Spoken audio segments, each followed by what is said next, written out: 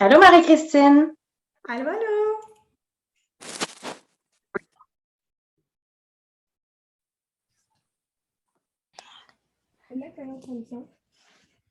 Pourquoi? Mais ça fait même pas 2 minutes que j'écoute là. Tu veux mettre une autre émission? Tu veux mettre une autre émission? C'est nous l'émission, là. Pendant la prochaine heure, Oui, c'est moi, nous la priorité, là. Moi, je suis branchée avec vous.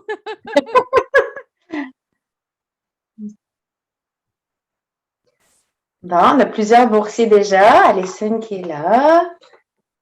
Marie-Christine, la permanence. Oui. Hôtel Fédération. On va se joindre d'une minute à l'autre, là.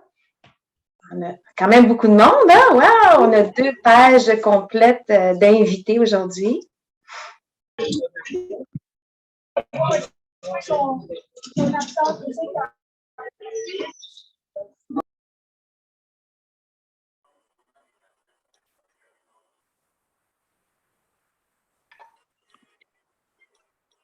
Ah, on a Florence, c'est Laurent qui vient d'arriver. Salut! Salut gang, ça va bien? Yes! On dit sur les jeunes, ça va bien? Ouvrez vos micros, faites signe de tête, des pouces en l'air. Vous recevez un chèque aujourd'hui, les jeunes, là. Ouais, ça va. Non, on fait le party, gang. C'est un moment de célébration. C'est virtuel. On est allé des célébrations virtuelles, mais on est là pareil.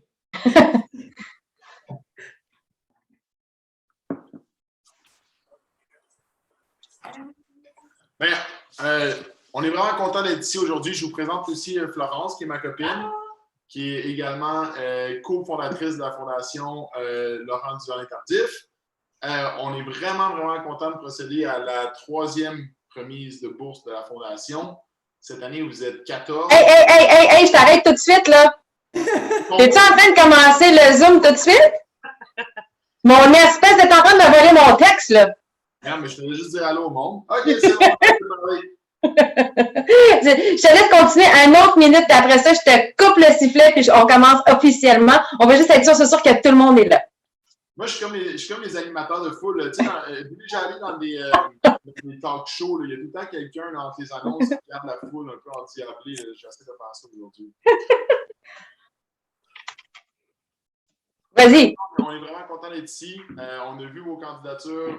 On vous a choisi à la Fondation. C'est pas seulement Florence et moi, c'est aussi un CA, c'est aussi des gens qui s'impliquent bénévolement.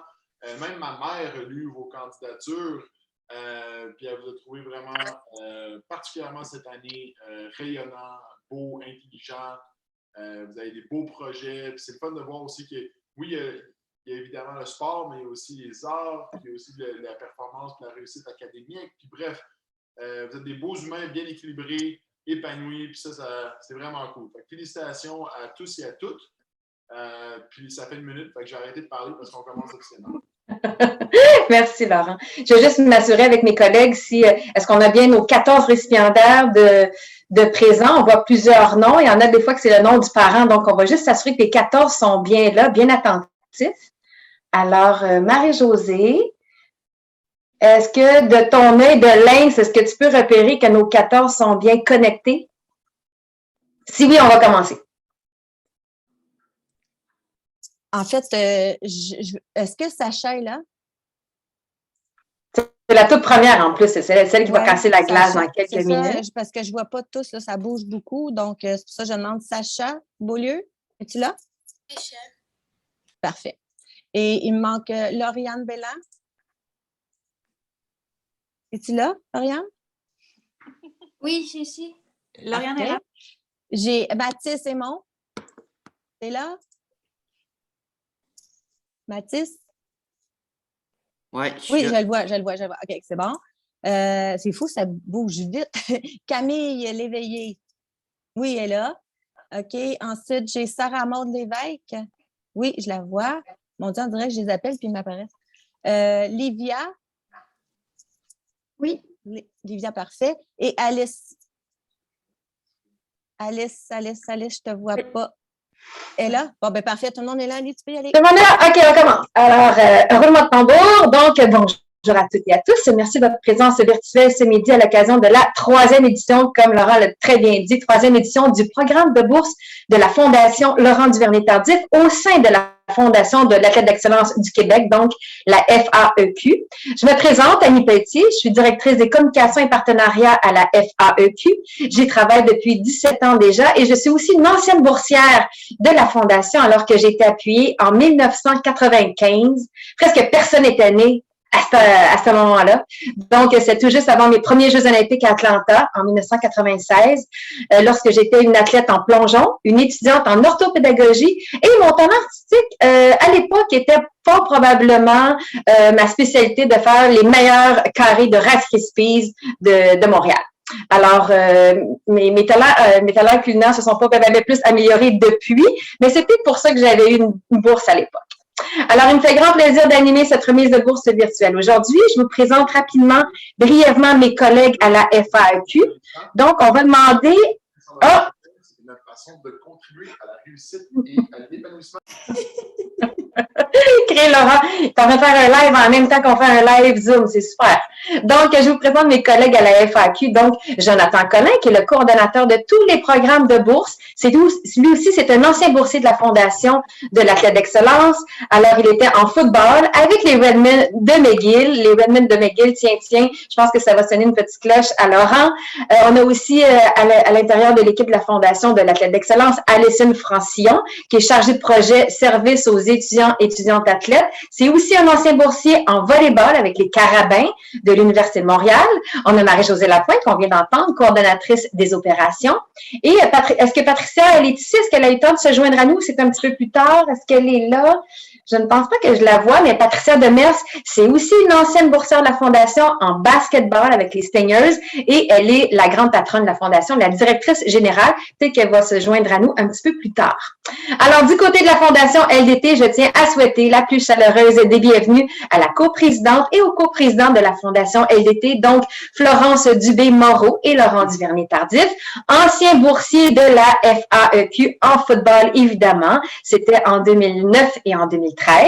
Et salutations également à la DG de la Fondation LDT, Marie-Christine Boucher, que je remercie pour sa complicité dans la coordination de toute la remise d'aujourd'hui. Je tiens également à souligner la présence de plusieurs fédérations.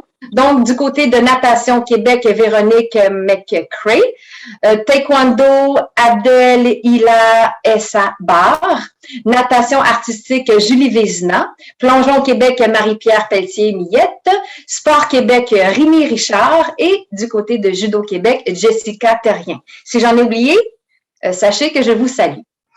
Maintenant, du côté de nos grandes vedettes ce midi, la raison derrière notre mission, nos actions, notre dévouement, les boursiers et boursières. Alors, bienvenue à nos 14 récipiendaires âgés entre 12 et 15 ans qui mériteront une bourse de 1 500 $ chacune pour un total de 21 000 $ en bourse Fondation LDT.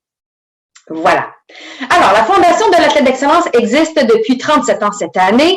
À la fin de l'année, on va avoir remis 1,5 million de dollars en bourses individuelles à 525 étudiantes et étudiants athlètes de partout au Québec. La FAQ ne remet pas juste des chèques. Peu importe d'où tu viens, la Fondation offre des services pour t'aider à savoir où tu veux aller. Alors, on regarde la vidéo qui suit.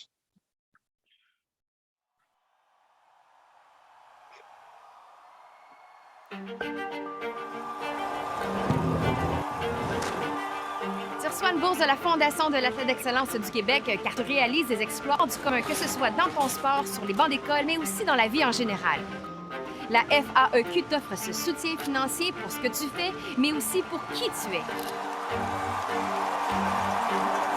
La Fondation, c'est surtout toute une équipe dévouée qui est là pour te guider, t'accompagner, t'écouter dans n'importe quelle situation de la vie. L'équipe de la Fondation est aussi là pour t'aider dans tes questionnements sur tes études et sur ton avenir. La FAQ, c'est aussi un réseau de plus de 3000 boursiers et plus de 50 partenaires. Des personnes que tu vas pouvoir rencontrer dans les différentes activités de la Fondation. Mais aussi, c'est du monde qui peuvent te partager leur expérience et te mener vers de nouvelles opportunités. On n'est jamais trop jeune pour profiter de leur service. Ils seront toujours là, bien après ta carrière sportive. Peu importe ton sport, peu importe ton niveau, peu importe l'étape de ta vie, donne-nous tes nouvelles. On sera toujours là pour toi. Comme parent, je suis fier de voir ça.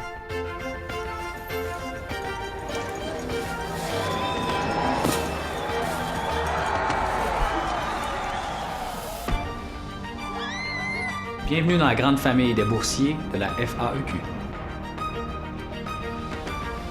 Bienvenue dans la famille.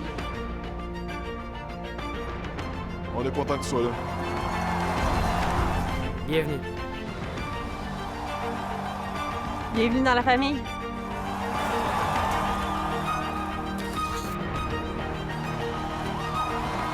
Bienvenue dans le réseau des boursiers de la Fondation de l'Athlète d'Excellence du Québec.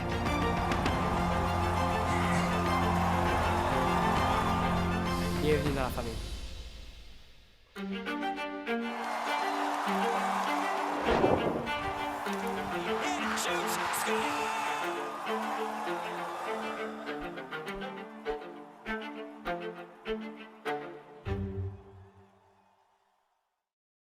Alors, voilà la fondation dont tu fais maintenant partie, maintenant et ça pour toujours. Alors, j'aime d'abord aussi ma collègue Sophie Brassard. Je ne pensais pas qu'elle allait être sur le Zoom, mais elle y est, donc je veux la saluer. Elle est la conseillère en orientation scolaire et professionnelle ici à la Fondation. Donc, salut Sophie. Et je passe la parole à Alessine, qui est notre chargée de projet, service aux étudiantes et étudiants athlètes. Alors, Alessine, la parole est à toi. Oui, merci Sophie. Tout d'abord, je tiens à féliciter. Annie. Merci Annie, excuse-moi. Tout d'abord, je tiens à féliciter tous nos récipiendaires. Félicitations pour votre bourse. Pour ce qui est des services, écoutez, on sait que jumeler la vie sportive et les études, c'est pas quelque chose de simple. Il faut clairement un équilibre. Puis c'est quand on atteint cet équilibre-là qu'on devient vraiment plus fort, que ce soit dans notre sport qu'à l'école.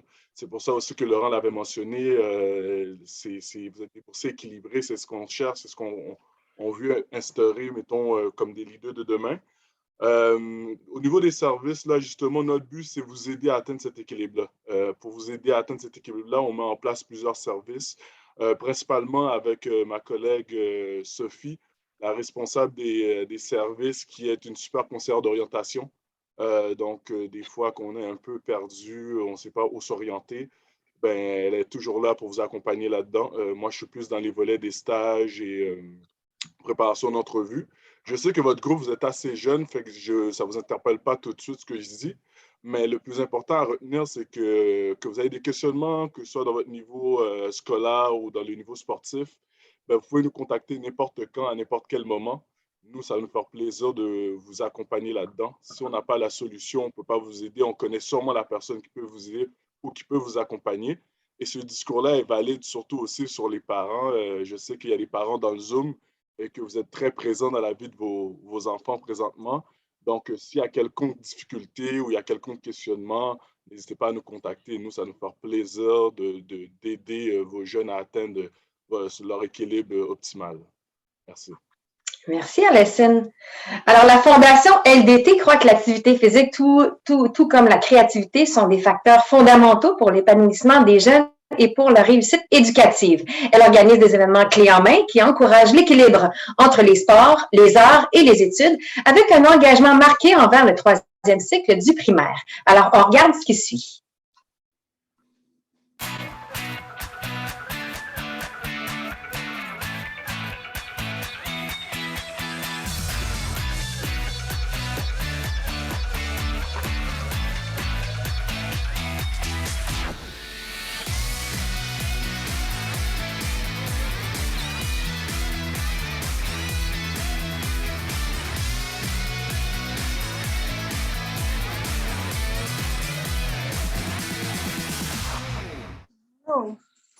Wow, que c'est beau! Alors, Florence et Laurent, mais merci beaucoup d'avoir réservé ce temps pour nous et nos jeunes boursières et boursiers aujourd'hui, afin de les rencontrer virtuellement et d'avoir un petit brin de jasette avec chacune d'entre elles et chacun d'entre eux.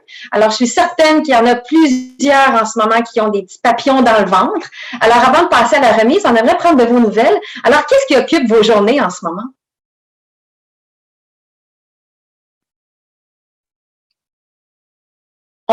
Le micro?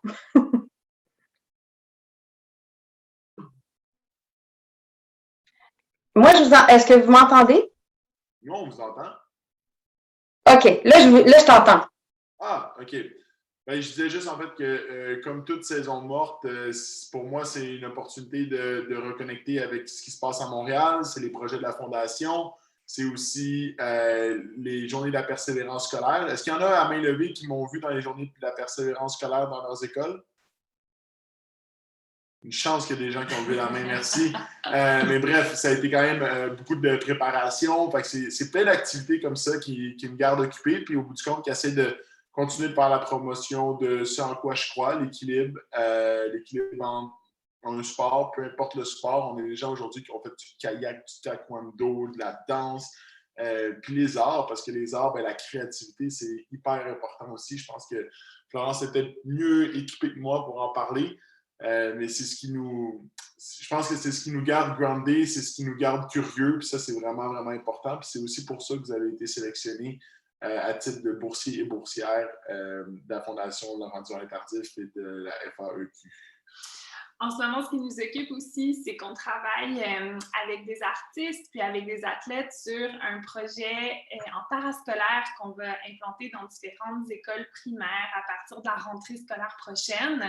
Fait que c'est vraiment cool, tu sais, c'est super stimulant. Tu sais, moi, je suis plus du côté des arts dans mon métier, puis Laurent est plus du côté du sport, évidemment. Fait que c'est vraiment c'est super stimulant de pouvoir s'asseoir avec des sportifs puis des artistes puis de penser à qu'est-ce qu'on pourrait offrir comme atelier ou comme activité aux enfants pour leur faire découvrir différents sports, différents projets et styles artistiques. Fait que ça occupe une grande partie de notre temps, en plus de nos doubles vies sportives et artistiques à Laurent et moi. Puis je suis sûr que vous aussi, vous êtes super occupés, vous avez des gros horaires, puis là, l'école a repris en présentiel, c'est la reprise de vos sports pour ceux qui font du sport, des arts pour ceux qui font des arts, puis c'est tellement important ce que vous faites, gang, à l'extérieur des classes. Vos sports, vos passions, parce qu'on apprend tellement. Des fois, à l'école, on pense qu'on apprend tout, puis on apprend beaucoup de choses à l'école, mais de devenir anxieux parce que tu as un B au lieu d'un A en mathématiques, c'est pas la fin du monde. L'important, c'est de donner tout ce qu'on a. Puis ce qu'on apprend à travers le sport, des fois, c'est quasiment plus important que ce qu'on apprend à l'école. On apprend à perdre, on apprend à gagner, on apprend à interagir avec une équipe. On a des gens qui ne pensent pas comme nous nécessairement. Moi, je le vis encore dans la NFL. Tu es avec plein de joueurs qui ne pensent pas nécessairement comme toi. Puis ça, c'est des vraies expériences de vie formatrices qui peuvent tellement t'amener ailleurs. Fait que lâchez pas. Puis cette conciliation-là que vous faites en votre sport, vos arts puis vos études, ça va vous amener loin. Puis ça va vraiment, je pense, vous amener beaucoup à vous, mais aussi vous démarquer dans le futur. Quand je disais les différents profils de bourse, j'étais tellement impressionnée par votre implication à l'extérieur des salles de cours. Puis je pense que c'est important de redire à quel point ça a été difficile les 2 années qu'on vient de passer collectivement. Bon, l'école à la maison, mais aussi tout le stress, puis l'incertitude, puis l'annulation des choses qu'on aime dans la vie qui ne pouvaient plus se passer, tu sais. Mais en tout cas, je voulais juste souligner à quel point on a été impressionnés, touchés par vos profils, par comment vous vous dévouez à vos passions. Comment vous donnez à vos communautés aussi. C'est vrai. Ouais. Vraiment bravo. Puis merci. Wow, ben bravo. Ben merci à vous deux d'être impliqués depuis 3 ans déjà avec ce programme de bourse. Est-ce que je pourrais demander, avant de commencer la présentation officielle là, de tous les profils de nos jeunes, de demander à nos jeunes d'ouvrir votre caméra. Je pense que c'est la moindre des choses qu'on puisse vous voir le visage, le minois, comme on dit. Et là, je vois qu'il y a plusieurs boursiers, boursières dont la caméra elle est fermée. Ah, je vois là, vous réapparaissez. Non, on est là pour vous. Alors, on veut vous voir ce matin. Donc, on va avoir besoin de vos sourires et sachez que Laurent et puis Florence vont vous parler à chacun d'entre vous. Là, ils vont vous poser des questions. Donc, évidemment, qu'ils veulent vous voir. Alors, on va attendre. Est-ce que vous êtes tous là? Est-ce qu'on a bien nos 14 boursiers qui sont présents? J'y tiens vraiment. Pour garder la motivation des troupes, là. Ça se peut qu'on vous donne un micro à chaud et que vous devez nous conter une petite anecdote. Alors, alors, on va commencer. Donc, vous allez remarquer, Florence et puis Laurent et puis nos jeunes, vous allez remarquer qu'on a préparé une présentation PowerPoint. Cette présentation-là va devenir un album Facebook à la fin de la rencontre. Alors, on vous encourage fortement à aller aimer, partager, commenter, donc interagir avec la publication pour qu'elle puisse rayonner un maximum de fois aujourd'hui. On pense que c'est une excellente nouvelle, ce qu'on annonce aujourd'hui. Et le Québec a besoin de bonnes nouvelles avec tout ce qu'on vit depuis 2 ans. Donc, voilà. Alors, donc, allez partager ça. Mot-clic, on peut mettre FAQ et on peut mettre aussi FLDT. Alors, nous, ce qu'on va faire, c'est qu'à la fin, dans une semaine ou 2, on va tout rassembler les mentions de la remise de bourse d'aujourd'hui. On va faire un beau dossier de presse qu'on va remettre à la Fondation LDT. Alors, est-ce qu'on est prêt à commencer? Êtes-vous prête à recevoir votre chèque virtuel? Donc, la première, celle qui casse la glace, il s'agit de Sacha Beaulieu en canoë-kayak de vitesse et en taekwondo. Elle fait 2 sports. Elle a 12 ans seulement de Lac-Beauport. Médaillée d'or au C4 200 mètres ainsi que médaillée d'argent au C1 200 mètres et C2 200 mètres dans la catégorie des moins de 12 ans. C'était au championnat québécois en août 2021. Étudiant en première secondaire à l'école Mont-Saint-Sacrement et a maintenu une moyenne académique de 93% à la première étape. Bravo, Sacha. Dans ses talents artistiques, le théâtre. Et plus tard, elle aimerait devenir médecin ou occuper un autre métier du domaine de la santé. Florence et Laurent, la passe est complétée. La parole est à vous. Allô, Sacha. Allô. Félicitations. Merci. Sacha, moi, je veux savoir, qu'est-ce qui t'amène à faire 2 sports qui sont quand même pas super connus au Québec? Tu sais, quand on pense à des sports, je sais pas, moi, je pense au hockey, au soccer, au football, évidemment. Taekwondo et canoë-kayak, qu'est-ce qui unit les deux ensemble? En fait, j'ai commencé le taekwondo parce que ma soeur en faisait. Fait que, ouais. Puis, j'ai découvert le canoë-kayak aussi parce que ma soeur en a fait avant moi. Puis, ma mère aussi, elle en faisait quand elle était jeune. Fait que, ouais. Puis, est-ce que ta soeur faisait aussi du théâtre ou ça, le théâtre, c'est ton projet à toi? Elle en a fait aussi. Ah! Mais moi, j'ai une question par rapport au théâtre puis au sport. Est-ce que, parce qu'on dirait que, moi aussi, j'ai fait, du théâtre quand j'étais au secondaire, puis je me demande, tu sais, le sentiment comme de tract avant d'entrer sur scène, est-ce que ça peut être comparable à les émotions que tu ressens avant une compétition sportive? Est-ce que les deux peuvent se ressembler? Ouais, un peu, ouais. Je pense que je suis plus stressée avant les compétitions de sport quand même. Puis, ouais, c'est ça. Ouais, hein? C'est sûr, tu peux pas donner un coup de pied dans la face au taekwondo. Anyway, merci beaucoup, Sacha. Je ne sais pas si toi, tu as des questions pour nous, mais on te félicite pour ta bourse. Merci beaucoup. J'avais une question. Est-ce que, en fait, vous avez une spécialité en médecine? C'est vrai, hein, tu veux devenir médecin, toi? Non, pas encore, mais là, je dois aller faire ma résidence en médecine, puis j'ai appliqué pour faire médecine de famille avec peut-être un +1 en urgence. J'aime quand même beaucoup l'urgence. Ouais. Ah, nice. Ouais, si jamais tu as des questions par rapport à éventuellement ton admission en université, tout ça, passe par la Fondation, la tête d'excellence, puis ils pourront me contacter, puis on pourra se parler si tu veux. OK, merci. Félicitations. Merci. Félicitations, Sacha. Merci. Alors, on passe à la prochaine. Il s'agit de Lauriane Bélan en BMX. Elle a 13 ans de Longueuil, première au classement général dans la catégorie des 11-12 ans de la Coupe du Québec en 2021. Étudiant en première secondaire au programme sport-études de l'École de Mortagne et a maintenu une moyenne académique de 90% à la première étape. Bravo, Lauriane. Lauriane a créé Florésie, une compagnie de casquettes et de bandeaux d'entraînement. Elle s'intéresse aussi à l'art dramatique. Elle compte se diriger vers les domaines de l'ingénierie car elle aime beaucoup créer des choses, ou aussi elle aimerait elle regarde du côté de la médecine pour son après-carrière. Alors, à vous deux. Allô? Ouais. Allô, est-ce que Lauriane est là? Ouais.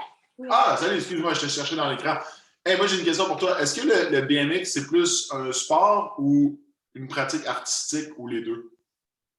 Un sport parce que... ça peut être les deux parce que on peut mettre du style quand on saute. Mais c'est ça, c'est un sport. Là. C'est un sport avant tout, tu penses? Ouais. Mais ça dépend parce que tu as le BMX freestyle que là, tu peux faire des figures comme tu le tentes, mais là, c'est plus genre des courses. c'est ça. Ah, toi, c'est les courses qu'il faut que tu amortisses les bosses pour aller le plus vite possible. Ouais. Je comprends. Trop cool. Puis, moi, j'ai des questions pour ta compagnie d'accessoires sportifs. Est-ce que tu es autant au niveau comme du dessin des produits, le design, ou tu es plus impliqué dans la production? Comment tu gères ça? Plus le design, mais on a pris genre les modèles que j'aimais. C'est pas moi qui les ai dessinés, mais genre c'est moi qui ai fait le logo, tout. C'est vraiment nice. Moi, je trouve jamais des casquettes assez grosses pour ma grosse tête. Fait que si jamais tu fais une casquette extra large, j'aimerais vraiment ça que tu m'en envoies. Ouais. Est-ce que tu as une question pour nous, Lauriane? Quand tu rentres, admettons, quand tu fais un match, là, est-ce que tu es genre vraiment stressé parce que tu es devant plein de personnes? Ou genre, Quand même. Tu sais, à Kansas City, il y avait comme un long tunnel. Là, tu marches dans le tunnel, puis tu entends, j'ai des frissons quand je t'en parle, mais tu entends comme le sol trembler quasiment, puis là, tu arrives tout d'un coup, puis tu regardes, puis c'est des estrades à perte de vue. Là. C'est 4 fois gros comme le Centre Bell, c'est immense, puis là, tu as de l'énergie, puis le plus difficile, puis j'imagine que c'est la même chose pour toi avec le BMX, c'est d'être capable de prendre cette énergie-là, mais de ne pas la laisser te contrôler. Il faut que tu l'utilises pour essayer d'être un joueur qui pense plus rapidement, qui court plus rapidement, qui se donne, mais pas qui se laisse emporter par ses émotions puis qui pense plus à rien. Fait que c'est toujours ça un peu le défi, je trouve, de jouer dans des gros stades bruyants, c'est de continuer à prendre les bonnes décisions, même si des fois on est complètement fou, parce que l'énergie, c'est indescriptible. Okay. Ben, félicitations. Yes, bravo, Lauriane. Oui, bravo. Félicitations, Lauriane. Maintenant, autour de Lily Bernier en natation artistique, elle a 14 ans de Saint-Jérôme, médaillée d'or en duo et en équipe, ainsi que médaillée de bronze en solo dans la catégorie 13-15 ans. C'était au championnat de sélection de natation artistique Québec en mars dernier. Étudiante deuxième secondaire à l'école à la maison, elle a joué du violon pendant un peu plus de 6 ans et se consacre maintenant au piano. Les sciences l'attirent beaucoup, en particulier la physique et l'astronomie. Alors, parole à vous trois. Bonjour. Allô, ça va bien? Oui, vous? Ah, vous. J'espère que tu parles à nous deux et pas juste à moi en disant vous. Est-ce que tu as ton piano pas loin? Non, il est chez moi en ce moment. Je ne suis pas chez moi. Je suis, je suis à ma piscine parce que juste après, j'ai mon entraînement. Ah! Voilà. Comment tu trouves ça de concilier ton sport avec ta pratique musicale? Moi, je trouve que ça se fait quand même bien parce que mon sport, je le fais l'après-midi. Puis je peux pratiquer comme mon art musical pendant la fin de semaine ou le soir quand je reviens de mes entraînements. Alors, je trouve que ça se fait quand même bien. Très cool. Est-ce que tu penses que ça t'aide au niveau de la musicalité? Parce que j'imagine qu'en natation artistique, il y a quand même une part de musicalité. Oui, sûrement que quand je fais mes pièces, il y a beaucoup de tempo, puis il faut toujours suivre le rythme. C'est pas mal la même chose quand on fait nos routines en natation artistique. Alors, c'est sûr que ça doit aider. Est-ce que c'est vrai qu'ils ont comme une grosse tige de métal, puis ils cognent sur l'échelle pour rentrer dans la piscine pour entendre le rythme de la musique dans l'eau? Ça, c'est plus quand on pratique. Là. Quand on fait notre routine, on fait juste avec la musique, mais on peut pratiquer aussi sans la musique. C'est pas une grosse tige de métal, c'est juste un petit bâton en métal long comme ça. Je m'imaginais avec un bat de baseball appuyé sur l'échelle. Okay, on arrête ça. Mais... Félicitations pour ta bourse, c'est vraiment cool. Merci beaucoup. Bravo. Bravo, Lily. Yeah. Est-ce que tu avais une question pour Laurent ou Florence? Non, je n'ai pas de questions. OK. Donc, on passe à la prochaine. Il s'agit de Charline Bourque. Elle est en judo chez les 63 kilos, 14 ans, de Saint-Alfred, médaillée d'or dans la catégorie des moins de 16 ans à la compétition internationale du Pacifique, présentée à Richmond, c'était en Colombie-Britannique, c'était en avril dernier. Étudiant en troisième secondaire au programme sport-études de la polyvalente de Saint-Georges et a maintenu une moyenne académique de 99% à la première étape. Charline pratique le piano depuis plus de 2 ans. Elle veut étudier en finance et elle s'intéresse notamment au marché financier et désire obtenir un MBA. Alors, à vous trois. Allô? Allô? Salut, Charline. Bravo! Merci. Notre micro n'était pas allumé. Oui, il est allumé. Ah! Là, ça marche, oui. Allô et bravo! Merci. C'est une question. Ben oui, moi, je veux tout savoir une du judo. question. Vas-y. Mais je me demandais comment tu as découvert le judo, puis est-ce que ça a passé par essayer d'autres arts martiaux dans le processus? Comment est-ce qu'on commence à pratiquer le judo? Ouais, ben quand j'étais jeune, je faisais du karaté, mais ça n'a pas vraiment eu un lien. Genre, j'ai pas commencé le judo à cause de ça. C'est plus parce que j'ai l'ami de ma mère, c'était un champion canadien en judo. Puis lui, avec moi, des fois, quand on se voyait, il s'amusait un peu comme me chamailler un peu, là, juste des niaiseries. Là. Puis là, il a vu rapidement que j'avais comme la dynamique du combat. Il a vu que j'aimais ça moi aussi, puis tout. Mais malheureusement, il n'y avait comme pas de centre de judo, il n'y avait pas de dojo en Beauce où est-ce que j'habite. Fait que j'ai pas pu m'inscrire très jeune, mais j'ai commencé quand même à 8 ans. Dès que le club est ouvert, ça m'intéressait, moi, de faire ça.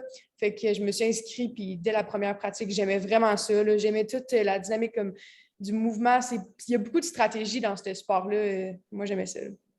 Et j'aime encore ça. Moi, j'ai quand même beaucoup de joueurs, des collègues de ligne offensive, surtout de ligne défensive au football, qui faisaient du judo parce qu'ils disaient que c'est la meilleure façon d'apprendre à optimiser les mouvements du corps adverse puis les tourner à son avantage. Est-ce que tu vois un lien entre le football et le judo? Oui, quand même. Puis, je ne m'y connais pas trop en football, mais j'imagine que des fois, il doit quand même avoir des chutes. Oui, il y a des chutes, puis de déstabiliser l'adversaire, de le mettre sur ses talons, des choses comme ça. J'imagine qu'il y a beaucoup de parallèles à faire à ce niveau-là. Oui, c'est ça. En judo, on apprend comment déséquilibrer l'adversaire pour le faire tomber avant. J'imagine qu'il y a beaucoup ça en football. On apprend comment tomber. Puis, ouais, effectivement, il y a beaucoup de mouvements de corps. Fait qu'on se fait un match quand? Félicitations pour ta bourse, Charline. Puis je ne sais pas si tu avais une question pour nous ou comme tu le sens. Et ouais, j'avais une question. Je me demandais, c'est quoi que tu aimes le plus dans ton sport? C'est une belle question. Vraiment, mais moi, en fait, quand j'ai commencé le foot, c'était plus la physicalité du sport. J'aimais le côté contact. On dirait qu'au fur et à mesure que j'ai gravi les échelons, quand je suis arrivé à McGill, je me rappelle, on commençait à écouter du vidéo puis à regarder les statistiques, tout ça. Puis tu arrives dans la NFL, puis le contact est important, mais ça devient quasiment secondaire. Parce que le but, c'est de bouger le ballon, c'est de créer des situations avantageuses pour ton offensive, c'est d'étudier les statistiques, c'est de comprendre qu'est-ce que la défensive essaie de faire. Fait que tout ce côté-là, un peu genre match d'échecs, stratégie, ça me passionne. Puis l'espèce de défi mental, on en parlait tantôt, de continuer à penser de façon rationnelle quand tu es dans le stade le plus bruyant au monde à Kansas City, puis que la foule est en délire, puis que ce jeu-là va définir ton succès pendant le match. Moi, je trouve que c'est malade. Anyway, c'est vraiment la stratégie, je trouve. Voilà. Bravo, Charline. Puis on entend toute la passion encore qui coule dans tes veines, Laurent. C'est fort intéressant. Moi, ça encore. Là, depuis. Non, mais c'est super. On aime ça. Donc, le prochain, c'est un garçon. Donc, c'est notre premier garçon du lot. Il s'agit de Hubert Decoste en gymnastique artistique, 13 ans, de Lévis-Saint-Romuald, premier dans la catégorie Élite 4 avant les tests physiques au critérium numéro 2 de Gymnastique Québec. C'était en octobre dernier. Étudie en deuxième secondaire au programme Arts, langue et sport de l'école Pointe-Lévis et a maintenu une moyenne académique de 81% à la première étape. Il aime beaucoup les arts culinaires, sa spécialité, les gâteaux, les macarons, les pâtisseries. Il affectionne aussi beaucoup les sciences et s'imagine bien œuvrer en soins infirmiers. Alors, la parole est à vous trois.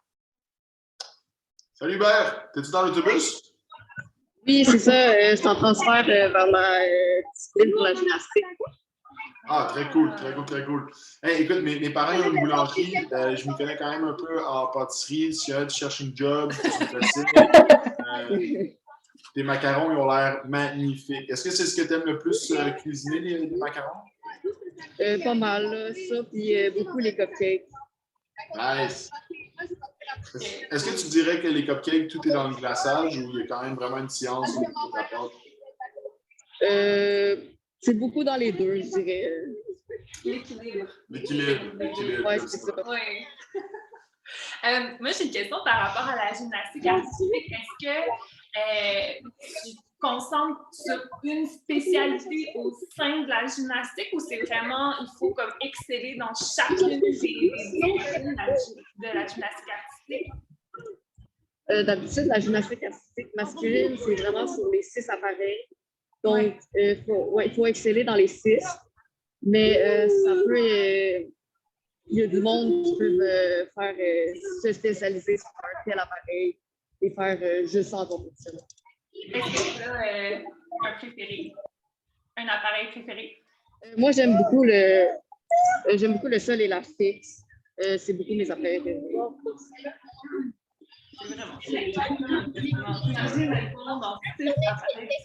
C'est complètement fou. Puis juste voir ce que tu es capable de faire avec les 2 anneaux là, sur le PowerPoint. Tu dois avoir un beau 6-pack. J'aurais pas dû dire ça. Excuse-moi, Hubert.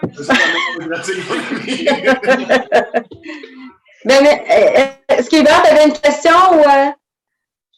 Non, c'est beau. Non, c'est beau. Eh bien, merci beaucoup d'avoir pris le temps dans l'autobus avec tous tes coéquipiers là, de faire. On entend beaucoup de bruit en arrière, mais on apprécie beaucoup, beaucoup, beaucoup ta présence et bonne continuation. Félicitations pour ta bourse.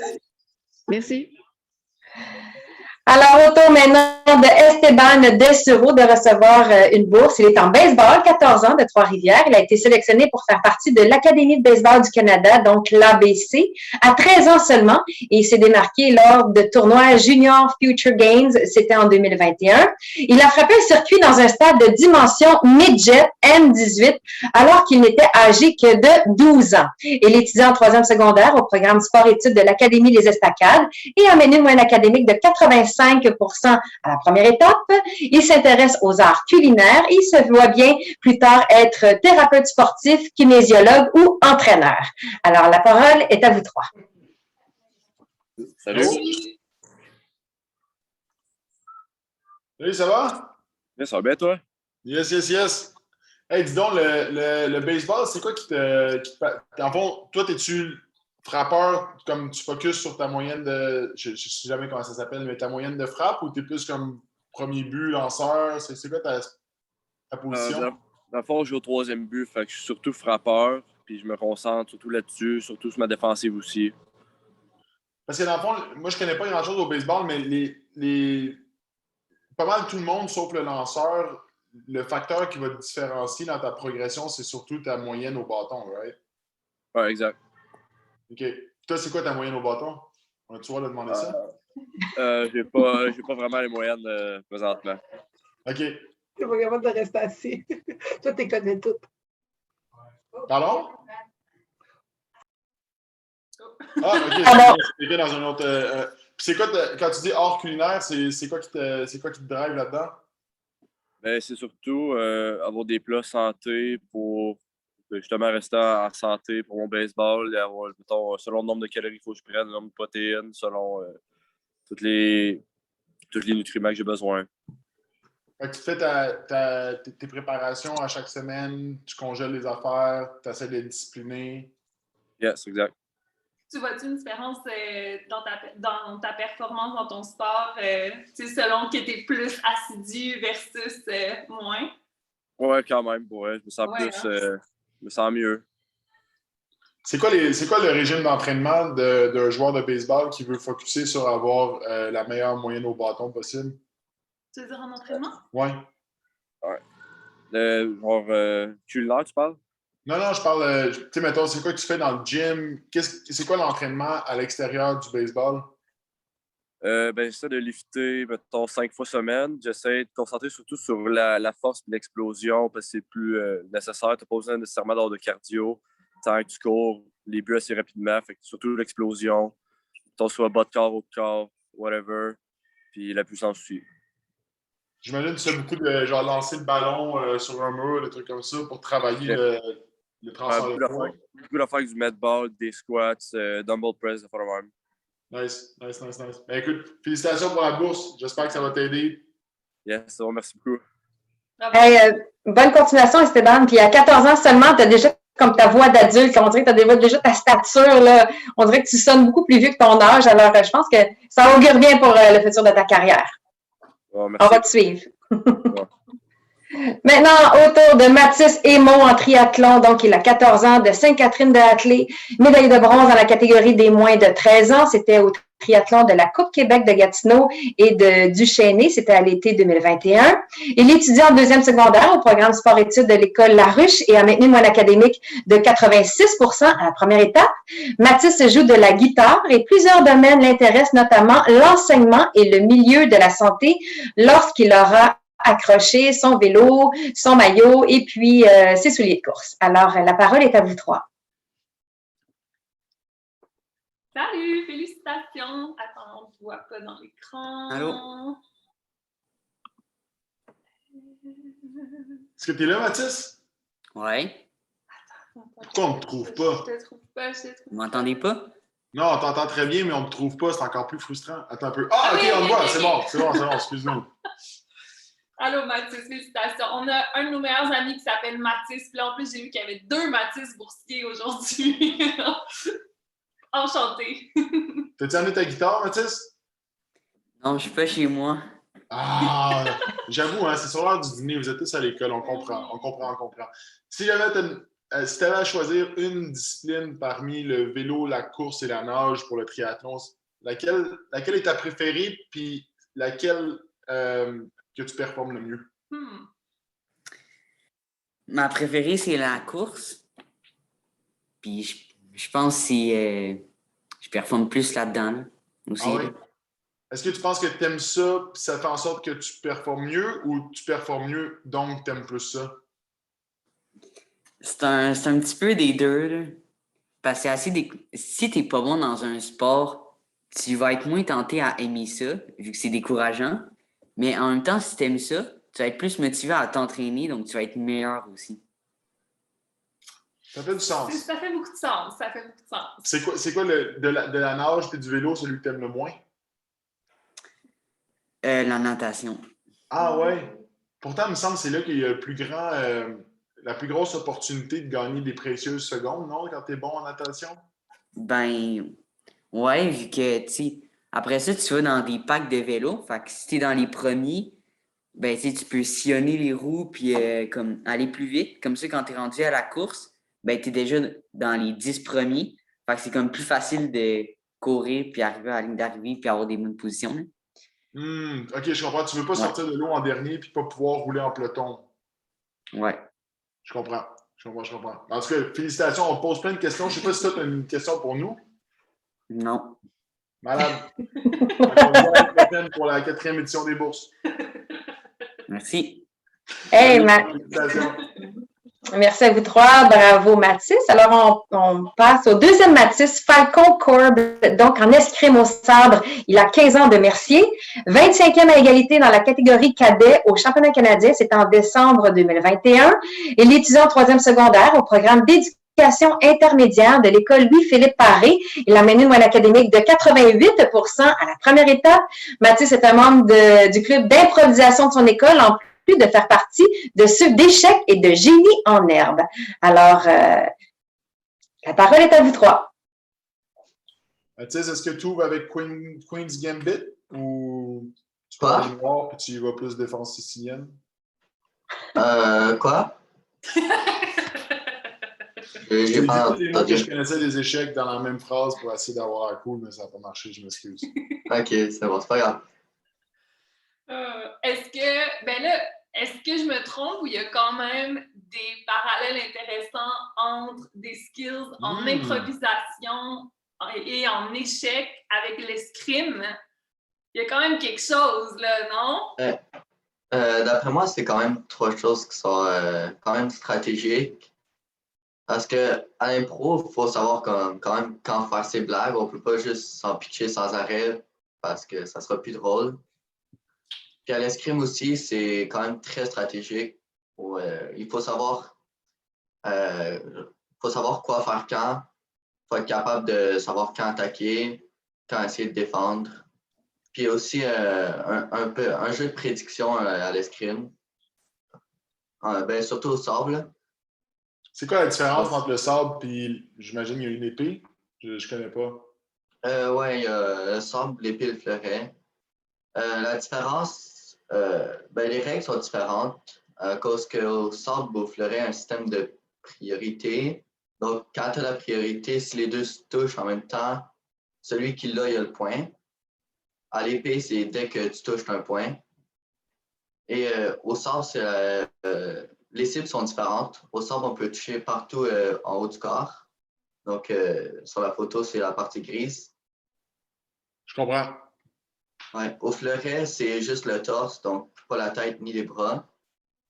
Et à l'épée, c'est le corps au complet. Et à l'épée et au fleuret, on peut seulement toucher en pointe, alors qu'au sable, dès qu'on fait juste effleurer une partie de la cible, la lumière allume pour marquer qu'on a touché.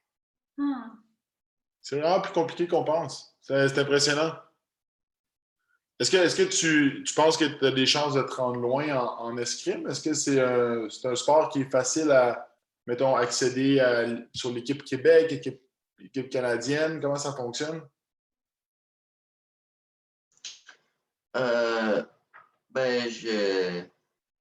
Équipe canadienne, je ne sais pas encore, mais je sais que ça prend quand même un peu de temps pour aller dans l'équipe Québec.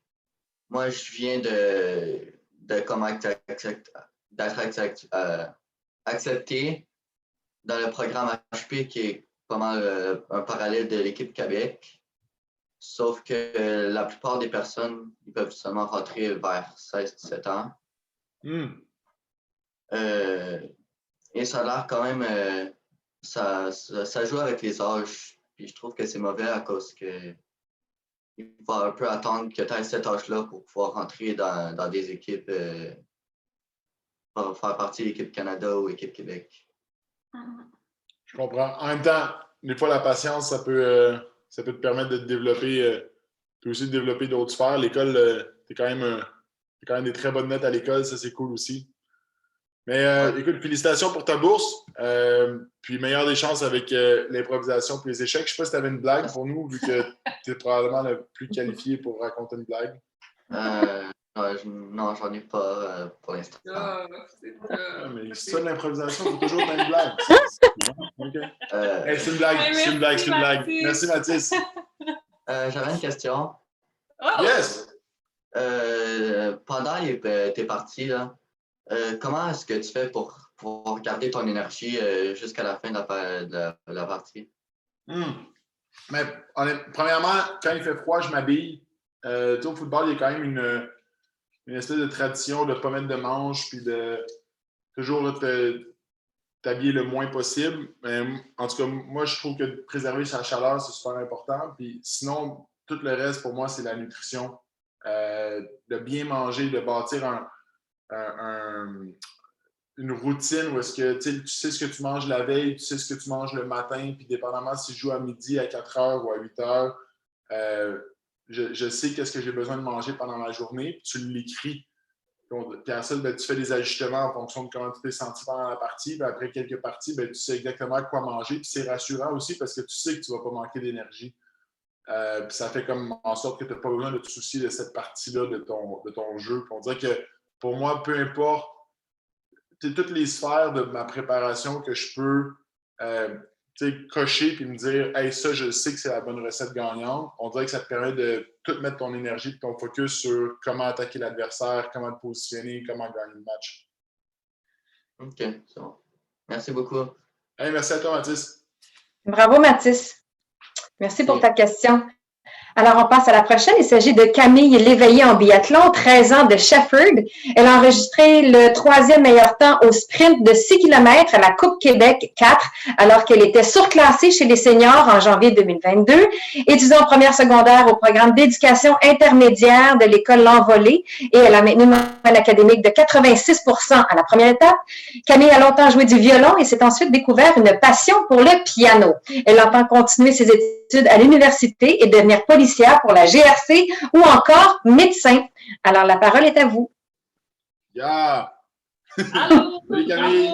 Allô! Merci. Est-ce que tu penses que le piano, c'est comme la gâchette un peu? Ça apprend la dextérité fine? Moi, je me suis jamais vraiment posé cette question-là.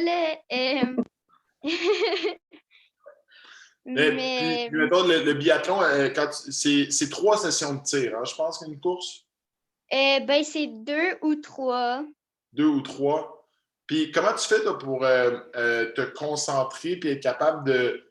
Tu sais, mettons, moi, si je monte les escaliers chez nous, j'aurais de la misère après ça à tirer, je pense, avec beaucoup de précision. Toi, tu fais des kilomètres et des kilomètres de ski de fond. Comment tu fais pour arriver en position puis être capable de relaxer puis de tirer avec autant de précision quand ton cœur il bat à 180 battements minute?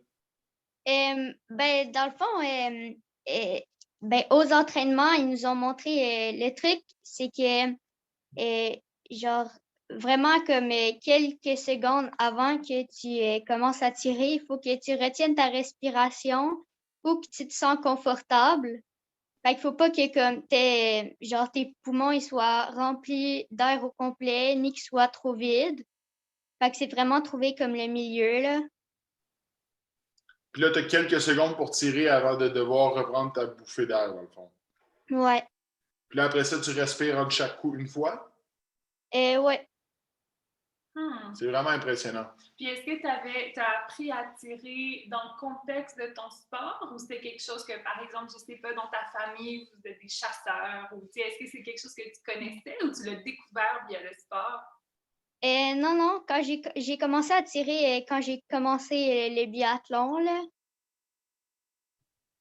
C'est vraiment impressionnant. C'est tellement impressionnant. Mais là, tu peux pas juste aller faire du ski de fond normal puis amener ta carabine. Faut que tu es dans un... C'est où que tu fais ça, du biathlon? C'est quand même une arme à feu. Moi, dans le fond, il y a plusieurs endroits qu'on peut y aller. La plupart, ils sont loin de chez nous, là. Fait que je vais aux entraînements les fins de semaine, puis pas les jours de semaine. Mais il y a à Sherbrooke, à La Patrie, puis à Valcartier, il y a des endroits où que, c'est fait pour le biathlon, là, un peu, là. Puis comment tu réagis, mettons que la première cible que tu tires, tu la manques. Puis là, tu sais qu'il faut que tu fasses un tour de 150 mètres de plus. Comment tu fais pour te remettre dans ton focus sur la deuxième cible puis pas que ça affecte ta performance? Je me dis tout le temps que c'est sûr que ça l'arrive puis que ça va pas juste arriver à moi. Fait que je me dis que j'ai encore des chances puis que j'essaie de frapper la deuxième cible. En tout cas, c'est un sport, pour moi, c'est un des sports les plus complets parce que tu as vraiment besoin de tout. Tu as besoin de ton haut de corps, ton bas de corps, c'est cardiovasculaire, c'est de la précision, c'est du contrôle de soi-même. Fait que félicitations, lâche pas. Merci. Bravo, Camille. Alors, maintenant, autour de Sarah Maud Levesque. Elle est en triathlon de Drummondville, 15 ans seulement, donc médaille de bronze dans la catégorie des moins de 15 ans au triathlon Esprit de Montréal de la Coupe du Québec en octobre 2021. Elle étudie en 3e secondaire au programme sport-études de l'école Marie-Rivier et a mené une moyenne académique de 96% à la première étape. Bravo, Sarah Maud. Elle adore cuisiner des plats comme les sushis, les tartares, des pains et des desserts. Et la médecine l'intéresse tout particulièrement pour son après-carrière sportive. Alors, à vous trois. Salut, bravo! Dis donc, qu'est-ce qui t'intéresse tant dans la médecine?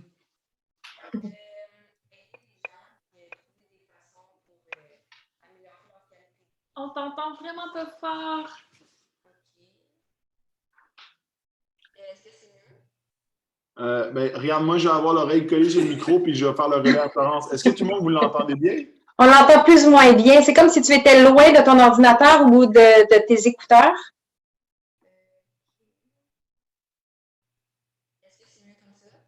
Non, on voudrait que tu fasses le langage des signes, en fait, s'il te plaît.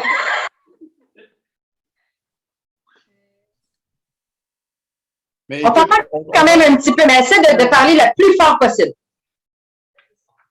Dans le fond, j'aimerais ça aider les gens et trouver des façons d'améliorer leur qualité de vie. J'aimerais ça peut-être en radiologie, quelque chose comme ça. Peut-être physiothérapeute. Très cool. J'ai compris radiologie, physiothérapie. C'est ça? Oui. Bravo. Mais en tout cas, la médecine, c'est vraiment une belle profession. Je pense que c'est plus qu'un métier parce qu'il faut que tu sois vraiment dévoué envers tes patients. Je pense que c'est beaucoup de sacrifices. Puis il faut vraiment tu disais aider les gens, c'est vraiment ça. C'est vraiment de tout faire pour essayer d'augmenter la qualité de vie de tes patients, de tes proches. Puis moi, je suis convaincu que le sport, ça aide beaucoup parce que, tu sais, on en parlait tantôt, là, pour rentrer en médecine, ça prend quand même des bonnes notes. Mais la réalité de la médecine, c'est que des fois aussi, ça ne va pas toujours bien. Il y a des patients que tu perds ou il y a des choses tristes qui arrivent. Fait que d'avoir eu un sport où est-ce que tu as expérimenté, tu as eu des défaites, tu as eu des moments plus difficiles, on dirait que ça aide à gérer, je trouve, cette pression-là. Fait que bref, continue à avoir cet équilibre-là, continue aussi à bien t'alimenter. Moi, j'adore la thématique plus asiatique de ta cuisine. Je répondrai présent si jamais tu m'invites à souper. Merci beaucoup, Sarah Maud. Bravo. Félicitations pour ta bourse, Sarah Maud. Alors maintenant, autour de Livia McKibben, elle est en plongeon, 13 ans seulement, Sainte-Catherine de la Jacques-Cartier, donc médaillée d'or au tremplin de 3 mètres et à la tour de 7,5 mètres, ainsi que médaille d'argent au tremplin de 1 mètre. C'était dans la catégorie C2 au championnat provincial junior et senior en mars 2022. Étudiant en première secondaire au programme sport-études de l'école Cardinal-Roy, Livia aime faire de la couture, de la peinture et de la photographie. Elle aimerait travailler dans le milieu sportif plus tard comme thérapeute, soit en massothérapie, en acupuncture ou bien en physiothérapie. Alors, la parole est à vous trois. Allô! Félicitations! Merci. Donc, j'ai une question à te poser. C'est quand la première fois que tu as sauté d'une cour de 7,5 mètres? Je peux pas vraiment le dire, je m'en souviens plus, mais ça devrait être comme aux alentours de 8-9 ans peut-être. 8-9 ans. Quand tu avais 8-9 ans ou il y a 8-9 ans? Parce qu'il y a 8-9 ans, tu avais 4 ans. Non, à 8-9 ans. OK, à 8-9 ans. Parce que moi, j'ai sauté pour la première fois d'une tour de 7,5 mètres il y a 2 ans avec Megan Benfetto. J'imagine que tu la connais. Oui. Puis ça m'a terrorisé. J'ai failli virer de bord. Il a fallu que je me tienne après la rampe.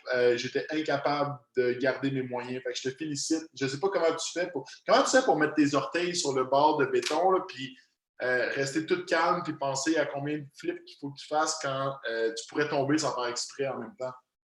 Je ne sais pas vraiment à quoi je pense. Là. Je pense à ce que j'ai à faire, mais il ne faut pas vraiment penser quand tu es sur le bout parce que plus tu penses, puis comme plus tu vas stresser, puis moins tu vas y aller. Genre. Est-ce qu'il y a un d'accord avec ça? Très d'accord, très d'accord. Il faut laisser le corps aller. Si tu penses que tu vas pogner un flat, ben tu vas avoir plus de stress encore, plus que tu vas t'en mettre, plus que ça va être dur d'y aller. On pense à 2-3 éléments techniques. Hein? C'est maintenant qu'on fait un 2,5 avant. On va penser à notre départ, lancer les bras, bien prendre le carpé, puis à la fin, ouvrir les bras en croix, puis de bien aller prendre les mains. On pense à 3-4 affaires, mais on ne pense pas au flat, ça c'est sûr, parce que sinon, c'est la meilleure façon d'en faire. Quel point ça fait mal un flat? Ça fait mal à l'ego aussi. Oui. Non, mais est-ce que c'est, Lydia, est-ce que c'est normal de, mettons, quand tu apprends un nouveau mouvement, de faire des flats ou ben non, tu le pratiques tellement à l'extérieur de la piscine que quand tu montes sur le tremplin, c'est presque sûr que tu vas l'avoir, peut-être pas parfaitement, mais que tu vas être capable de l'exécuter quand même un peu? C'est sûr que c'est normal de prendre des flats la première fois que tu le fais. C'est sûr qu'il faut aussi que tu te fasses confiance. Parce que moins tu te fais confiance aussi, plus ça va être difficile d'y aller. Là. Plus que tu fais comme des plus petits plongeons qui vont avoir rapport avec le gros plongeon, ça va être plus facile de le faire après. Fait que des fois, tu retournes au plongeon de 3 mètres pour pratiquer une séquence de ton plongeon de 7 mètres? Ouais. Ah! Ça fait du sens. Puis la couture là-dedans? Ben, j'en fais de moins en moins, là, mais je fais beaucoup de peinture. Ah! Ouais. Donc, j'essaie dans mes temps libres. Là. Puis tu peintures quoi? Tu peintures à l'huile, à l'acrylique, à l'aquarelle? Acrylique. Acrylique? Ça sèche plus vite que de l'huile, hein? C'est ça l'affaire. Oui.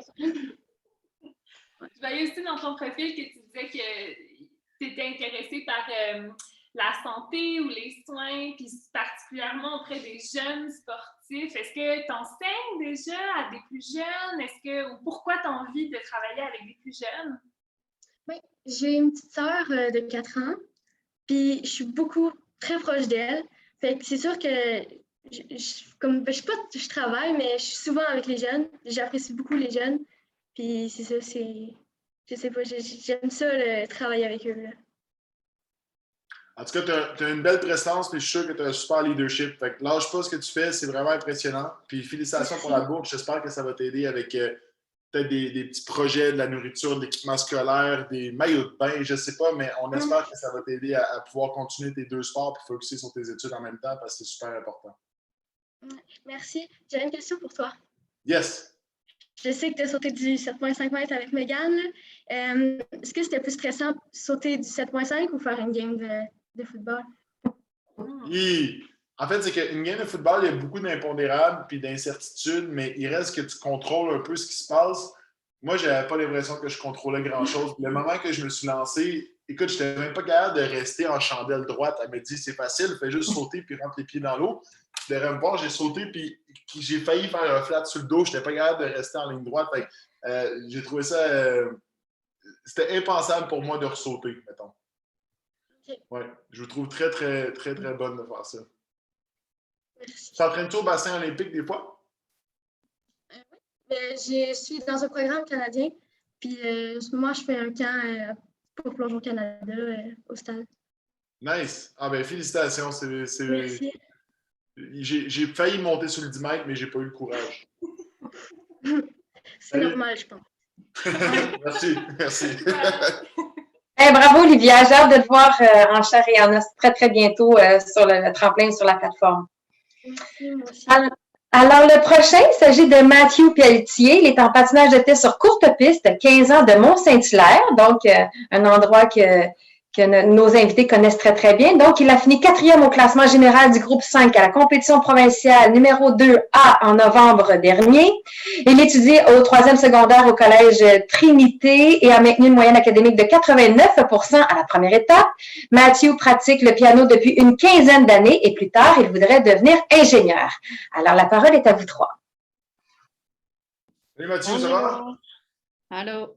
Allô. Hey, tu vas à Saint-Hilaire? Oui. Je te félicite pour ça, mais je veux que tu m'expliques pourquoi tu vas à l'école à Saint-Bruno. Parce que ça revient le même temps, honnêtement, aller à l'école à Saint-Bruno que aller à l'école à Saint-Hilaire, parce que de toute façon, il faut que je fasse le tour de la montagne. J'habite proche de la rivière. Ah, OK, c'est bon. C'est bon. Ouais. Okay, on va dire que c'est correct d'abord. Dis donc, le patinage de vitesse courte piste, ça vient de où cette passion-là? Parce qu'on s'entend, c'est quand on pense à patin, on pense souvent à hockey. Oui, ça. Donc, j'ai beaucoup de personnes dans ma famille qui font du patin. Donc, j'ai ma cousine qui fait du patin artistique, j'ai ma soeur qui fait du patin artistique. Mais c'est vraiment venu de mon cousin. Dans le fond, il faisait l'équipe nationale l'année passée, mais là, il a décidé d'arrêter cette année. Donc, c'est vraiment de lui que j'ai pris cette passion-là. Puis, depuis ce temps-là, c'est vraiment ça que j'aime faire. Puis, ouais, c'est ça. Au Québec particulièrement, mais au Canada aussi, on est quand même très fort en patinage de vitesse courte piste. Oui, ça aussi, là, à la Coupe du Monde, là, ça fait pas tant longtemps qu'il y a eu la Coupe du Monde à Montréal. Là. Puis, mais là, il n'y avait pas toutes les personnes de tous les pays. Mais vraiment, le Canada, ils ont été bons. Là, puis, on a quand même beaucoup de personnes parce que. Mais c'est surtout, ça vient pas mal plus du Québec parce que dans les autres provinces, on a moins de centres pour vraiment la pratique de ça. Mais au Québec, on est beaucoup dans le patin de vitesse. Fait quoi. Très cool. Hey. Cool. Moi, je lisais dans la présentation que tu designs et construis des jumps de vélo de montagne. Est-ce que tu peux nous en dire plus sur cette passion? Oui. Dans le fond, moi, ça fait, je pense, 2 ou 3 ans que j'ai commencé le vélo de montagne, mais je faisais beaucoup de vélo avant aussi, là. Et ça, c'est vraiment devenu une grosse passion pour moi. Puis là, moi et mon père, il est ingénieur, donc il aime vraiment ça, construire des choses.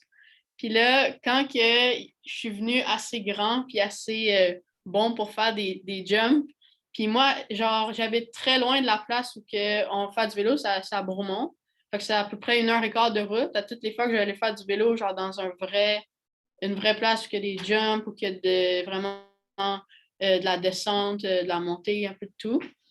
Ben là, moi, je trouvais que c'était un petit peu trop loin. Fait que là, je me suis dit, on va faire des jumps chez nous, comme ça, je n'avais pas besoin de tout le temps aller à Bromont. Fait que là, il m'a vraiment montré. Le premier jump, c'était catastrophique. Là, j'ai fait tout croche. Mais là, j'ai vraiment fait beaucoup de choses là, dans ma cour. Là, c'est rempli de trucs de bois que tu peux faire. Là, c'est vraiment cool. J'ai vraiment aimé ça. Puis aussi, il y a une coupe d'œufs que j'ai mis genre de la peinture dessus, que j'ai fait des dessins parce que je trouvais ça plus beau. Puis, c'est vraiment fun. Fait que là, mettons, t'imagines un jump ou une figure que tu aimerais faire, puis là, tu construis la plateforme qui te permettrait de réussir ce jump-là, par exemple? Exactement. Aussi, il faut que ça aille avec la place que j'ai parce que j'ai pas tant de place que ça. Puis aussi, il faut aussi penser ce qui est vraiment le fun. Là, mes premiers jumps, c'est que j'y faisais, mais ils n'étaient pas pratiques à emporter parce qu'il faut être capable de les déplacer aussi, si c'est en manuel. Puis il faut aussi qu'il soit facile à ranger parce qu'on n'a pas beaucoup de place dans notre garage. Il faut aussi que tu penses à des choses qui vont être utiles, mais qui ne vont pas prendre beaucoup de place. Je comprends. C'est vraiment cool. Puis tu mets un casque là-dedans, j'espère? Oui, tout le temps le casque. C'est bon, félicitations. Mission accomplie. Écoute, lâche pas ta passion.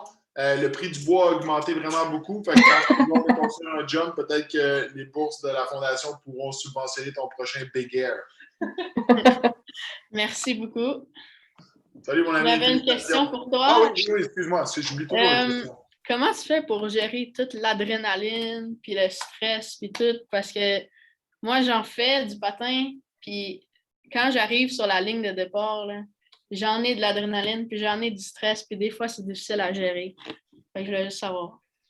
Ben, c'est vrai que c'est difficile à gérer. Hein. Il y a des trucs, mais il n'y a pas de secret absolu, je pense. Puis c'est ça que, je ne sais pas si tu es d'accord avec moi quand je dis ça, mais c'est ce qui fait aussi que le sport est autant passionnant puis rempli d'énergie, c'est qu'on est toujours un peu vulnérable aussi. Puis c'est pour ça que c'est addictif et qu'on a envie de recommencer. C'est parce que ce rush d'adrénaline-là, ben, on veut essayer de le repousser, mais aussi de le contrôler pour essayer de performer mieux. Puis moi, on dirait que ce qui me vient en tête quand tu me parles de c'est juste le moment juste avant que le ballon lève, le moment juste avant l'hymne national, les jets qui passent au-dessus du stade, la foule en délire, c'est de respirer puis de savourer le moment. On dirait que moi, je performe mieux quand on dirait que j'acknowledge qu'est-ce qui se passe autour de moi. Je me dis, hey, il y a 80 000 personnes devant moi, j'y regarde. Dans ma tête, je leur dis merci d'être là. Puis après ça, je focus sur ce que j'ai à faire. Mais au début, on dirait que j'essayais de comme, tout le temps faire abstraction de ce qui se passait autour de moi.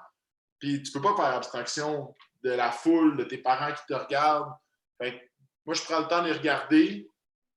Puis là, ça, je me dis, ils sont là pour moi, it's time to shine. Donc, en tout cas, je sais pas si ça va t'aider, mais de prendre un moment pour dire merci avant que tout commence, puis prendre une grande respiration, des fois, je trouve que ça aide. Ouais, c'est bon. Merci beaucoup. C'est noté. Hey, félicitations, Mathieu. Merci. Salut. Alors, il nous reste encore 2 dernières boursières. Donc, l'avant-dernière, il s'agit de Gaëlle Saint-Pierre-Lepitre en trampoline, 14 ans de Trois-Rivières. Elle a répondu aux critères de qualification chez les 13-14 ans pour les compétitions mondiales par groupe d'âge 2021, mais ces derniers, malheureusement, ont été annulés, mais au moins, elle était sélectionnée. Elle étudie en 2e secondaire au programme sport-études de l'Académie Les Estacades et a maintenu une moyenne académique de 89 à la première étape. Bravo, Gaëlle. Elle suit des cours de danse, elle dessine beaucoup et le domaine de la santé intéresse particulièrement celles qui s'imaginent bien comme orthodontiste, dermatologue ou thérapeute sportive. Alors, la parole est à vous 3. Salut, Gaëlle. Allô, bravo. Merci. Félicitations. Félicitations aussi pour tes qualifications. Est-ce que le tournoi va être remis ou maintenant c'est juste annulé? Ils ont été annulés. Fait que, si je vais y retourner cette année, il va falloir que je me requalifie pour pouvoir y aller. Dis donc, à quel point c'est différent de sauter sur une trampoline carrée professionnelle versus sauter sur la trampoline que j'avais quand j'étais jeune dans ma cour ronde? Premièrement, mettons, sur nos trampolines, on a des lignes qui en gros, ça s'appelle le déplacement. Puis selon t'es où sur la trampoline, ça te fait perdre des points. Puis les trous sont aussi beaucoup plus gros. Puis les springs sont vraiment différents, ce qui nous permet d'aller plus haut. Est-ce que tu sais, on dit souvent là, que pour être bon dans son sport, il faut être sur son X. Toi, il faut vraiment que tu sois sur ton X, c'est ça? Oui. OK, je comprends. puis est-ce que, tu sais, on voit des fois sur Instagram des gens qui font comme 6 backflips, puis tu sais, ils sont plein de jeunes sur la trampoline, puis ils se donnent des swings en même temps. Je sais pas si tu vois de quoi je parle. Oui, ben. Est-ce que c'est légal, ça, ou c'est dangereux? C'est assez dangereux, mais souvent, ceux qui font ça, ils le font sur des grosses trampolines. C'est des toits, genre, faits exprès pour ça. OK. Pour embarquer à plusieurs. Puis, qu'est-ce qui est le plus impressionnant? Quelqu'un qui fait 6 backflips, mais qui tombe sur le dos puis qui n'est pas parfait, ou bien non, quelqu'un qui est capable d'exécuter une routine avec précision pour faire des carpés puis des belles manœuvres? Ben, ça dépend du contexte. Si, mettons, on parle des routines, que ça, c'est un enchaînement de 10 mouvements qu'on présente en compétition. Généralement, ce qui va être le plus impressionnant, c'est des mouvements un peu plus petits, mais très bien exécutés, parce qu'il va en avoir plusieurs d'enchaînés. Mais si c'est juste un mouvement seul, c'est sûr que les gros mouvements avec des vrais, ils vont être ceux ça va être ceux qui sont les plus impressionnants. Je comprends. Il y a toute la notion de se perdre puis savoir t'es où qui rend la chose encore plus impressionnante. Est-ce que les skills comme de puissance musculaire puis de flexibilité, ils sont acquis plus en gym? Ou est-ce que, parce que là, toi, tu as aussi une passion pour la danse, est-ce que la danse te permet d'acquérir certaines habiletés physiques que tu as besoin pour performer sur la trampoline? Ben, j'ai fait vraiment beaucoup de sport. Puis je crois que chacun a aidé d'une façon pour la trampoline. C'est sûr que en vrai, la flexibilité, on n'a pas tant de besoin en trampoline.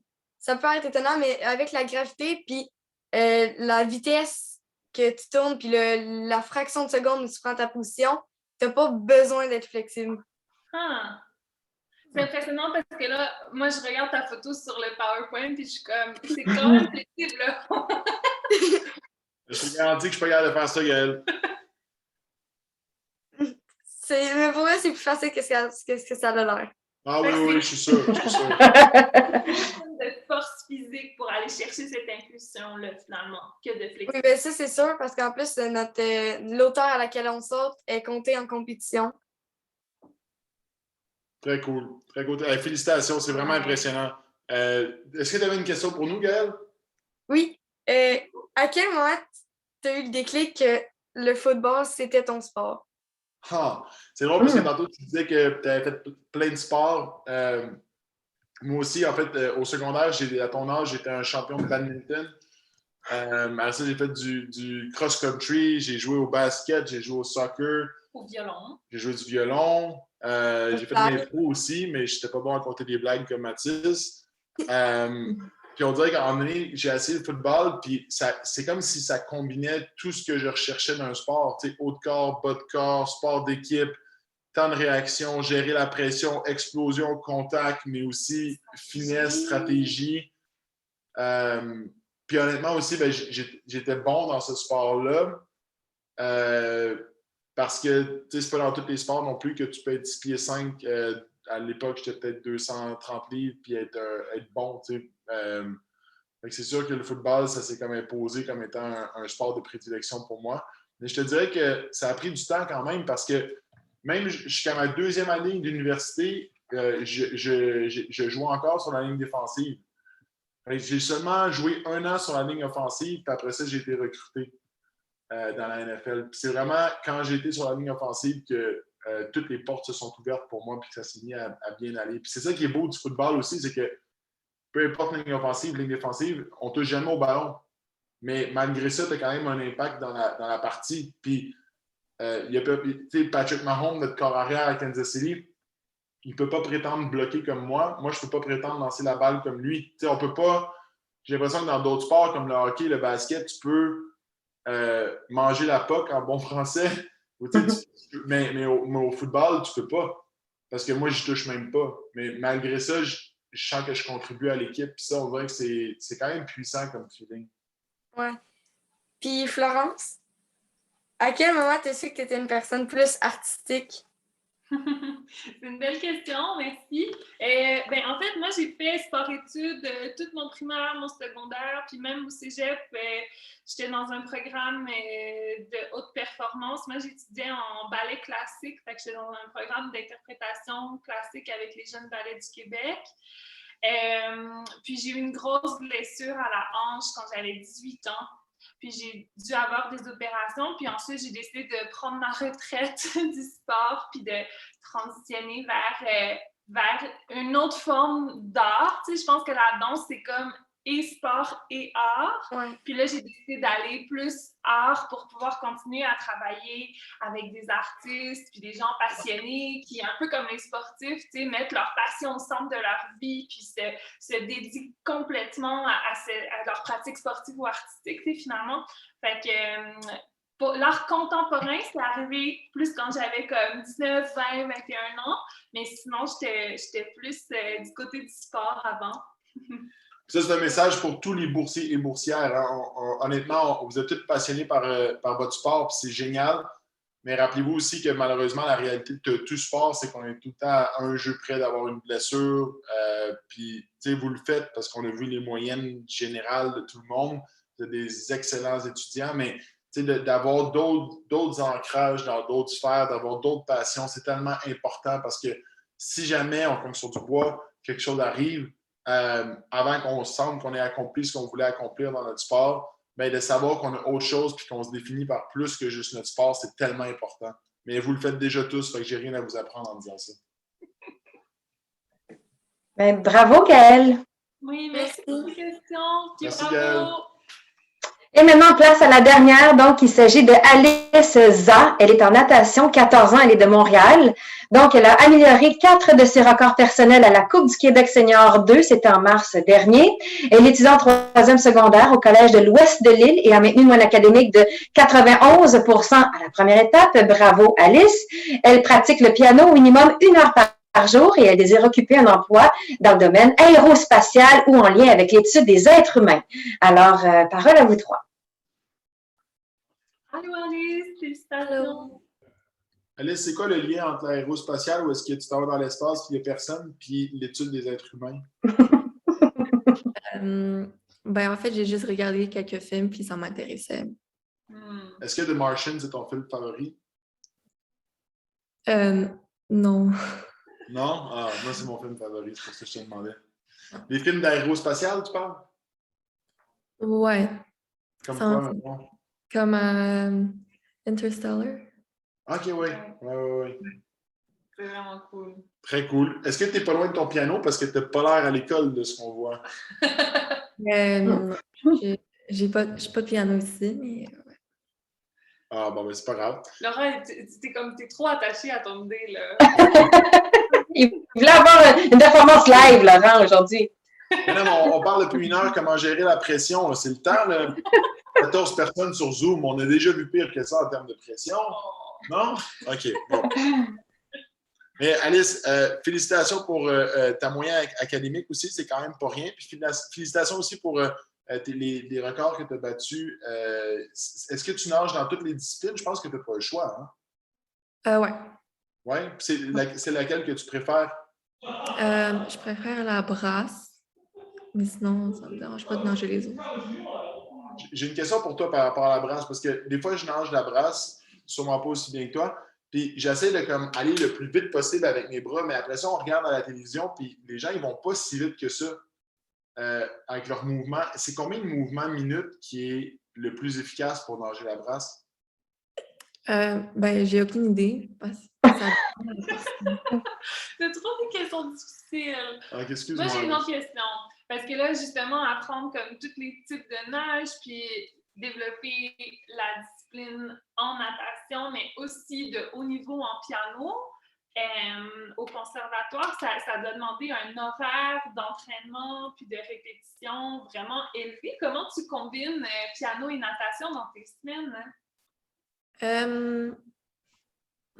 Je me suis vraiment habituée à cet horaire. Puis je crois que tout le monde est capable de faire ça si c'est un horaire constant. Puis donc, Est-ce que c'est natation et piano à tous les jours ou t'alternes ou c'est plus le week-end, le piano? Comment tu gères ça?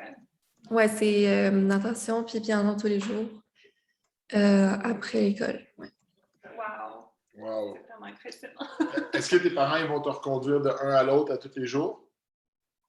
Ouais. Est-ce que tu leur dis merci pour tous les lifts? Ben oui. Ouais.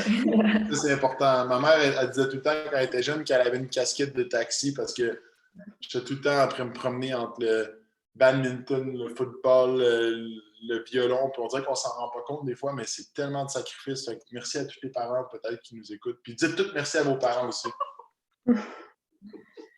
Ouais. Bravo, Alice. Merci. Est-ce que tu avais une question? Non, je n'ai pas de question. Cool. Bon, bravo. Merci aussi d'avoir patienté. On s'est un petit peu emporté. On est 15 minutes plus tard, mais merci beaucoup à tous et à toutes d'avoir pris part à l'appel. Je vois... attends un peu, c'est quoi? Sacha, la première à qui on a posé une question qui est restée jusqu'à la fin. Merci, Sacha, d'être restée. Très apprécié. Mais oui. Alors voilà ce qui complète la présentation virtuelle d'aujourd'hui. Alors, je vous rappelle, chers jeunes, de vraiment de partager. Aujourd'hui, c'est une excellente nouvelle. Allez mettre votre photo, allez voir le Facebook de la Fondation et allez repérer votre photo, partager, commenter et tout ça. Et vous allez avoir plein de belles tapes dans le dos aujourd'hui, je suis certaine, de la part de vos familles, vos amis qui vont voir dans quoi vous vous démarquez. On vous encourage à poursuivre vos études, votre sport et vos passions artistiques en vous fixant des objectifs motivants, mais surtout en vous amusant, en vous améliorant et en vous réalisant. C'est ça le plus important. Florence et Laurent, merci infiniment pour votre candeur, votre bonne humeur, vos questions, réponses pertinentes, inspirantes, motivantes. Ça a été vraiment du bonbon. Puis je voulais féliciter aussi les boursiers qui ont super bien répondu. On les savait un peu timides au téléphone en entrevue, mais vraiment, vous avez su, Florence et Laurent, les mettre vraiment à l'aise et avec une belle touche d'humour. Alors, je vous laisse, je pense, le mot de la fin parce que on est très, très heureux de vous avoir à bord. Merci, Annie, c'est gentil. Le mot de la fin, on a tellement parlé. Merci à tout le monde. S'il y en a qui ont encore des questions, on est là. Sinon, bonne continuation. Vraiment, c'est la fin de l'année scolaire qui arrive. C'est stressant. Peut-être qu'il y en a qui ont des compétitions qui s'en viennent avec l'été et tout, selon les sports. Vraiment, meilleur des chances, meilleur des succès aussi dans vos examens, dans vos épreuves sportives, dans vos entraînements, puis prenez soin de vous aussi. Puis aussi, rappelez-vous aussi, des fois quand ça va pas bien ou quand on est stressé par rapport à notre sport, on peut aussi prendre un petit moment des fois pour juste se rendre compte à quel point on est chanceux. On est tous chanceux ici sur l'appel aujourd'hui de pouvoir pratiquer notre sport, d'avoir d'autres passions à l'extérieur, d'être à l'école, d'avoir des grosses moyennes académiques. On est privilégiés. Souvent, c'est nos parents, c'est la famille, c'est d'autres mondes qui nous supportent là-dedans. Pas avoir peur de dire merci, puis de continuer à essayer de s'accomplir, puis de repousser nos limites. Puis moi, je suis fier de vous parce qu'honnêtement, les CV, les résumés, les applications qu'on a reçues, c'est vraiment impressionnant. Fait que là, je sais pas, gang, il reste quoi? 1 mois avant la fin de l'année? 2 mois avant la fin de l'année? Faites-vous encore des sorties au glissade d'eau des fois à la fin de l'année? Non? C'est fini hein, ça avec la COVID. Bon, moi, je fais des grosses bombes, hein, mais okay, c'est bon. Mais vous êtes vraiment inspirantes. Puis merci à vous de nous avoir offert ce beau moment-là tous ensemble aujourd'hui. Hey, Marie-Josée, est-ce qu'on prend une dernière photo, là, prendre ça en souvenir? Est-ce qu'on peut prendre un screenshot, comme on dit, impression d'écran, photo? Moi, je ne suis pas capable en ce moment. Ah non? OK, bon, on l'espère. Mais... Non, mais attends, on va faire ça à la bonne franquette. À go, tout le monde, on fait des thumbs up, puis on a l'air excité, puis on va prendre une photo avec notre selle. Ça va faire la même affaire. OK. 1, 2, 3, c'est parti! Malade! Merci, bonne journée tout le monde, bravo! Merci à vous deux. Salut tout le monde! Bye! Bye, bye. Bonne journée. Bye tout le monde. Bye!